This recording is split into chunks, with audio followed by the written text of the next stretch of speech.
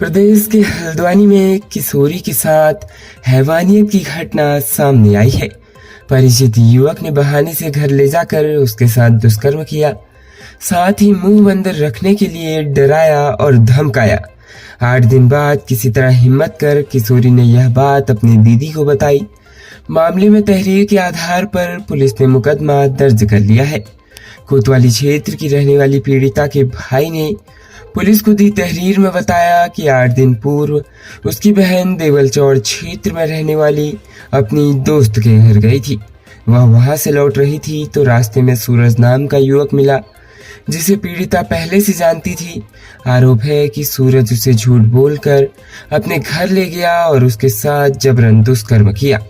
उसे जान की धमकी दी और यह बात किसी ने कहने की बात कही, जिसके बाद वह पीड़िता को टेम्पो से उसकी सहेली के घर छोड़ आया, जहां से पीड़िता अपने घर पहुंची, लेकिन डर की वजह से यह बात किसी को नहीं बताई। 8 दिन बाद पीड़िता ने यह बात अपनी दीदी को बताई। इसके बाद परिजन पीड़िता को लेकर कोतवाली पहुंचे। एसएसपी प्रहलाद नारायण मीणा ने बताया कि पॉक्सो में मामला दर्ज कर जांच शुरू कर दी गई है। राष्ट्रवादी रीजनल पार्टी ने उत्तराखंड के प्राथमिक स्कूलों में दूसरे राज्यों के प्राइवेट कॉलेज से डीएलएड की डिग्री लेने वाले प्रशिक्षुओं को उत्तराखंड के प्राथमिक स्कूलों में नियुक्ति दिए जाने पर विरोध किया है। राष्ट्रवादी रीजनल पार्टी के राष्ट्रीय अध्यक्ष शिव प्रसाद सेमवाल ने कहा कि दूसरे राज्यों के प्राइवेट कॉलेज में डीएलएड की डिग्री के नाम पर बहुत धांधली हो रही है। यहाँ पर मात्र फीस देने पर ही डिग्री मिल जा रही है। किसी भी तरीके के प्रशिक्षण आदि की कोई बाध्यता नहीं है। सोशल मीडिया में ऐसे तमाम सबूत वायरल हो रहे हैं। यदि ऐसे प्रशिक्षुओं को उत्तराखंड के प्राथमिक स्कूलों में भर्ती किया जाएगा, एक तो उत्तराखंड के नौनिहालों का भविष्य चौपट होना तय है, वहीं दूसरा उत्तराखंड के बेरोजगारों का हक भी मारा जाएगा। उत्तराखंड में प्राइवेट कॉलेजों को डीएलएड कराने की मान्यता नहीं है। इसके पीछे तर्क दिया जाता रहा है कि इससे शिक्षा की गुणवत्ता खराब होगी। यहाँ तक कि सभी मानदंड पूरे करने के बावजूद चंपावत के डाइट को भी डीएलएड कराने की मान्यता नहीं है। वहीं दूसरी ओर बाहरी निजी कॉलेज से डीएलएड करने वाले शिक्षकों को प्राथमिक स्कूलों में भर्ती कराई जाने की तैयारी है। उत्तराखंड के सभी सरकारी डाइट में वर्तमान में मात्र 327 डीएलएड प्रशिक्षु उपलब्ध हैं। सितंबर तक इनकी संख्या लगभग 700 हो जाएगी।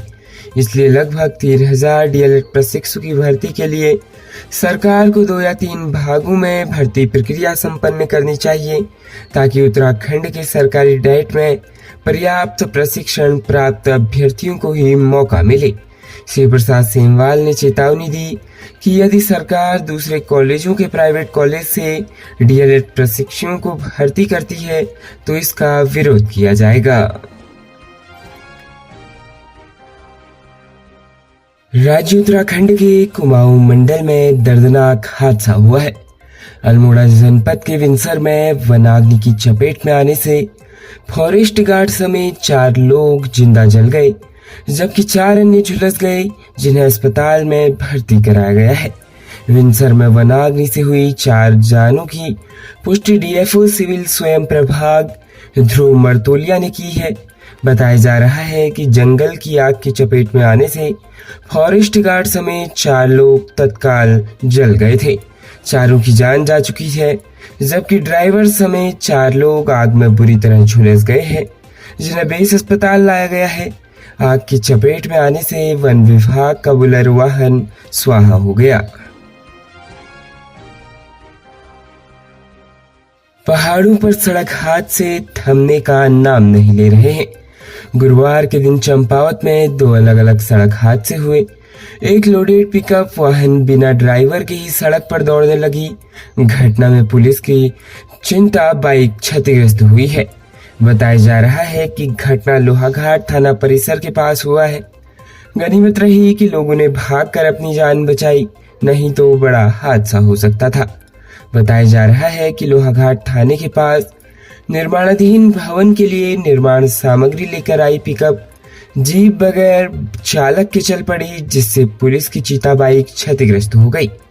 बताया जा रहा है कि चालक हयात सिंह निवासी ढकना चंपावत ने जीप को ढलान में खड़ा कर दिया था, जिसके चलते पिकअप जीप ढलान में बिना चालक के तेज गति से लोहाघाट थाने की ओर लुढ़कने लगी।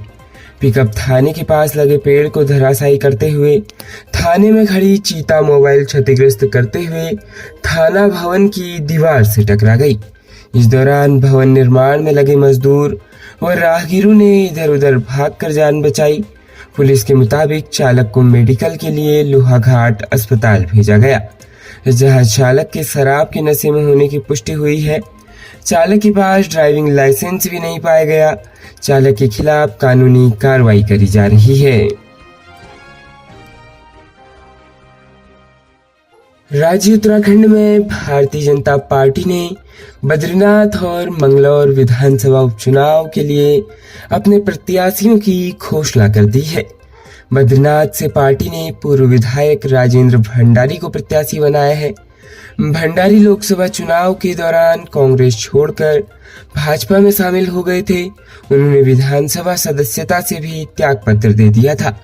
भारतीय जनता पार्टी ने मंगलौर विधानसभा सीट से करतार सिंह भड़ाना को प्रत्याशी बनाया है।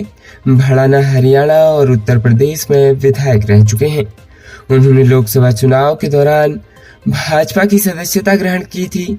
उसी दौरान यह माना जा रहा था कि पार्टी उन्हें मंगलौर विधानसभा सीट से उम्मीदवार बना सकती है। पार्टी के पर्यवेक्षक टीमों ने बद्रीनाथ और मंगलौर विधानसभा सीट पर रायशुमारी की औपचारिकता पूरी कर बृहस्पतिवार को ही नाम प्रदेश अध्यक्ष महेंद्र भट्ट के माध्यम से केंद्रीय चुनाव समिति को भेज दिए थे। देर रात समिति ने प्रत्याशियों के नामों का ऐलान कर दिया। खबरों में बने रहने के लिए धन्यवाद। खबरों से प्रकाशित रहने के लिए कुमाऊनी कुटुंब को सब्सक्राइब करना न भूलें तथा खबरों को शेयर कर सहयोग प्रदान अवश्य करें।